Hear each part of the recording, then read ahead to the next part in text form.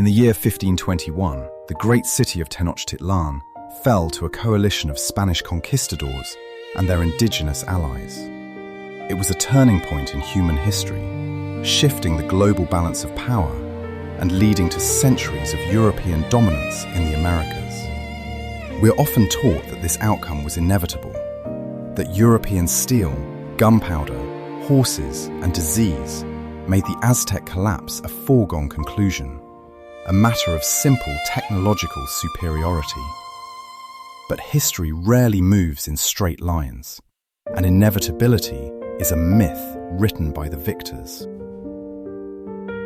The Spanish expedition, led by Hernán Cortés, was incredibly fragile, deeply outnumbered, and operating thousands of miles from any reliable reinforcement or resupply. Their survival depended on a very specific sequence of diplomatic maneuvers, sheer luck, and, most importantly, the hesitation of the Aztec emperor, Montezuma II. When the Spanish first arrived on the shores of Veracruz, Montezuma chose a strategy of observation and appeasement. He sent gifts of gold, hoping to satisfy them, understand their motives, and study them from afar. He eventually invited them into his capital. It was a fatal miscalculation that allowed Cortés to take the emperor hostage within his own palace, paralyzing the command structure of the empire. But what if Montezuma had made a different choice? What if, upon receiving reports of these strange armored men arriving from the sea, he recognized the existential threat they posed immediately? Today, we're exploring an alternate timeline.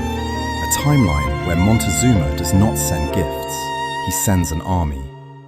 What happens to the Americas and the world if the Aztec Empire crushes the Spanish invasion before it even begins?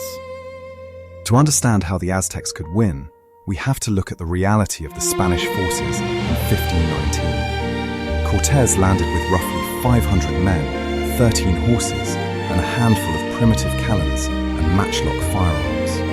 In our timeline, they had months to exploit local political divisions, allying with city-states like Tlaxcala, who despised Aztec rule. But in this alternate scenario, Montezuma strikes immediately.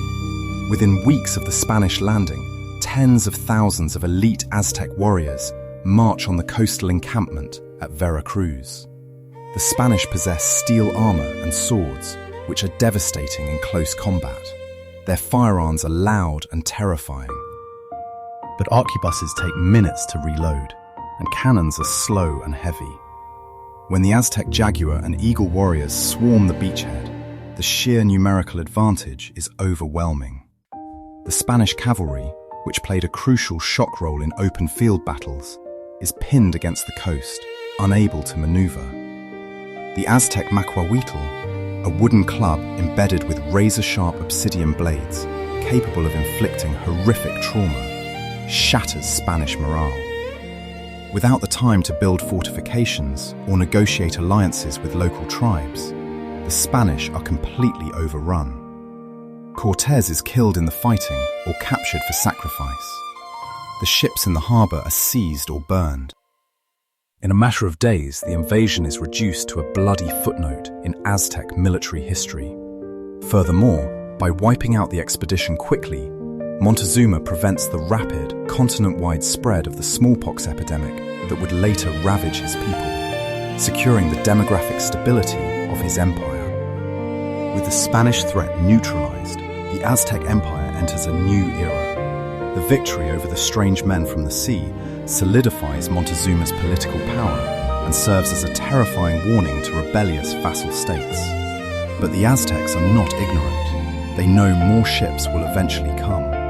They capture Spanish steel, gunpowder, and sailing vessels intact.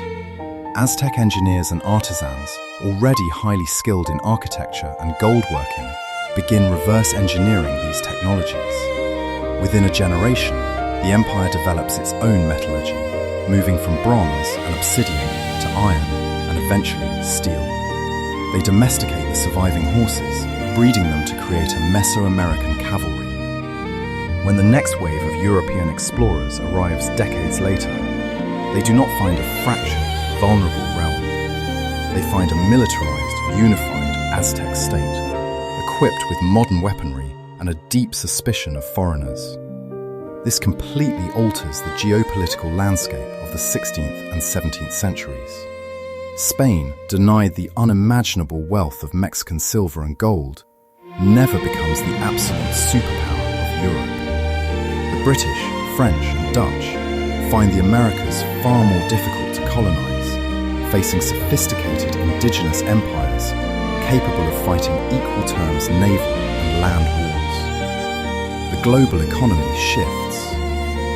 Without the massive influx of New World silver into Europe and Asia, the transition to global capitalism is delayed and takes a completely different shape.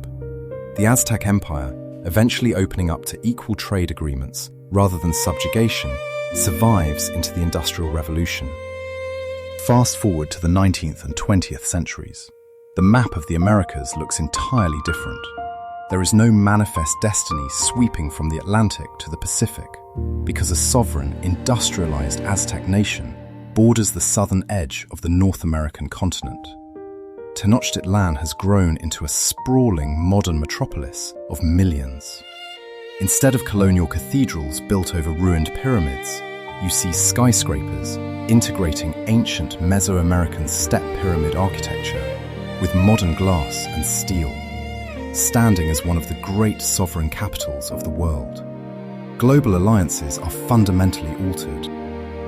Does this modern Aztec state align with European powers during global conflicts, or does it remain a fiercely independent third pole of global power? The butterfly effect is impossible to calculate perfectly, but one thing is certain. A world where Montezuma fought back on the beaches of Veracruz is a world where indigenous American civilization was never broken. It reminds us that conquest was not an inevitable law of nature. It was a chain of choices, accidents, and vulnerabilities.